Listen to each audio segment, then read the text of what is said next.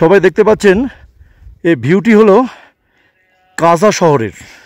এই যে নিচে কাজা শহর, এই পুরো কাজার জনবসতি দেখা যাচ্ছে এবং তার পাশ দিয়ে বয়ে চলেছে সুতলাজ নদী এবং পুরো কাজা শহরটি ঘিরে রয়েছে তুষারাবৃত বড় বড় পর্বতমালা।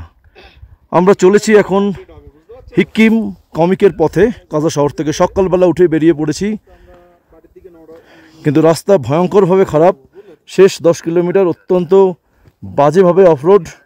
এই যে দাঁড়িয়ে আছে আমার বাইক, আমরা একটু রেস্ট নিচ্ছি আর কি।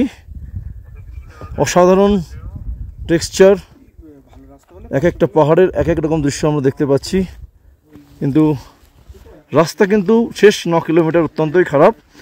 কমিক